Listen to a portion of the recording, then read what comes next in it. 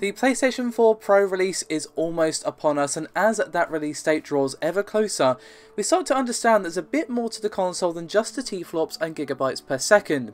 Now, if you're a regular viewer of this channel, you might recall how us and several other websites picked up on some pretty key phrasing during the Sony conference last month from lead architect Mark Cerny, in which he said, quote, "Our goal with the PS4 Pro is to deliver high-fidelity graphical experiences.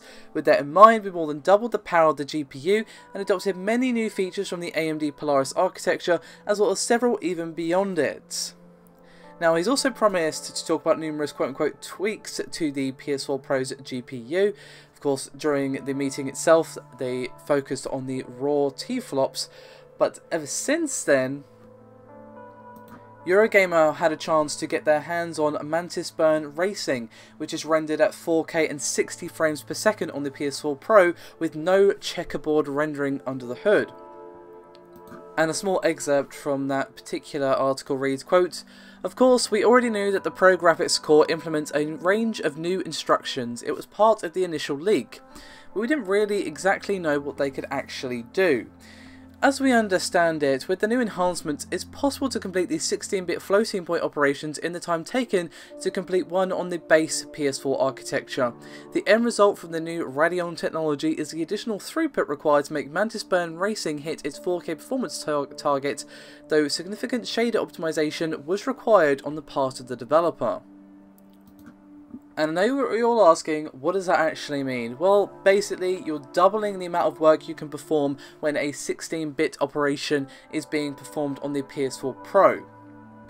Now, without getting too deep into the technicalities here, there will be a follow-up on the PS4 Pro analysis and all that soon, so don't worry, there is something coming in that regard. Floating point numbers are used for extra precision. So basically, a 16-bit floating point operation are less precise than the 32-bit counterparts, and so can be executed faster.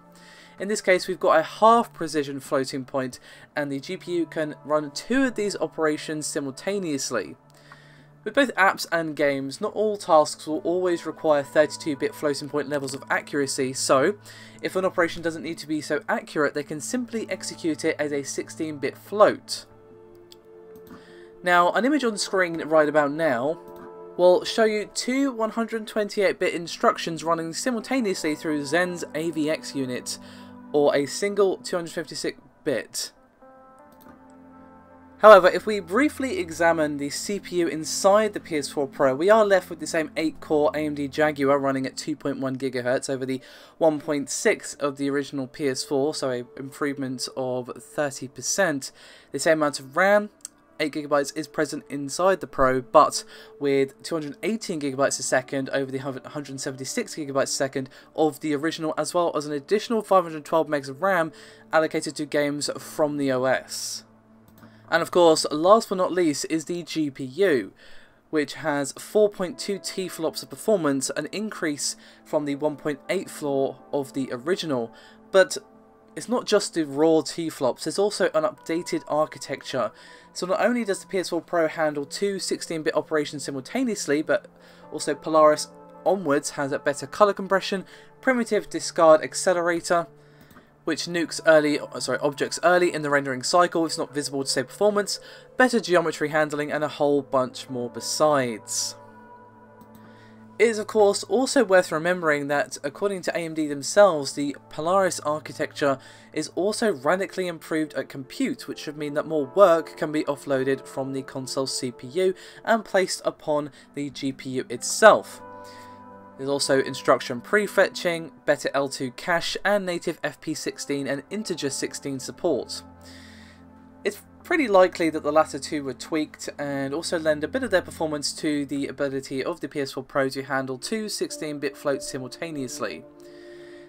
To put all that into a slightly more direct terms, a T-flop isn't always a T-flop, and so the reality is that while the PS4 Pro and the PS4 share the GCN architecture as a base, the GCN inside the PS4 is radically more advanced, especially if you include the checkerboard rendering. Now, as I said, there will be more coming about the PS4 Pro, and there will be more information over the coming weeks for the PS4 Pro and the 16-bit simultaneous instructions, along with other analysis. And of course, there is the question of, can the Scorpio do the same thing? Of course, we know considerably less about the Scorpio, but it would be quite surprising if it couldn't do much of what the PS4 Pro has shown it's capable of. Now, the biggest limitation of the Pro is likely to be the RAM. And the RAM reserves might cause some issues with certain games at 4K, but of course we can only wait and see how games actually stack up on the PS4 Pro versus the Scorpio. As a fun little extra, we also have some information from Intel today as benchmarks and further confirmation of the specs for the new and upcoming flagship desktop processor for Intel's upcoming Kaby Lake lineup, the i7-7700K, have leaked out onto the interwebs, which shows that for people looking to overclock, the jump from Skylake is actually looking a bit more palatable than we previously thought. Now, the i7-7700K takes the tech found within Skylake and further refines it, leading to not just the usual IPC improvements, which of course means that more work is done per clock, IPC meaning instructions per clock, but Kaby Lake's refined 14nm Plus process also allows Intel to crank the clock speeds within the processor higher. For a little bit of comparison, the 6700K has a default clock of 4 GHz and turbos up to 4.2. However, the 7700K has a default clock of 4.2, and numerous reports are saying that the boost clocks go to 4.4 GHz plus, basically meaning you're getting double whammy of faster clock speed and a better optimized processor core. So, with that in mind, in theory, we should have the CPU have some gas left in the tank for those who wish to mess around with overclocking. However, just for a second, let's focus on one particular leech benchmark. The i7-7700K does score 6131 in single-thread performance with a multi-core score of 20243. Just for the record, by the way, the core configuration of the CPU does remain the same as the 6700K, so 4 cores and 8 threads. With that in mind, this decimates the single-threaded performance of Skylake, which scores around the 4300 mark. Of course, this is due to the high clock speeds and the IPC improvements. However, the other factor to remember is one benchmark doesn't necessarily equal other benchmarks. With the specs, however, we're looking at 32 KB L1 data and instruction per core, 256 KB L2 per core, and 8 megs of total L3 caching as well.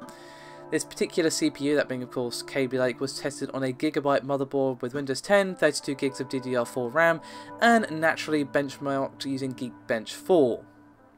We also saw improvements in multi-threading scores with an improvement of about 20%. And again, we're taking this stock, 7700 versus 6700.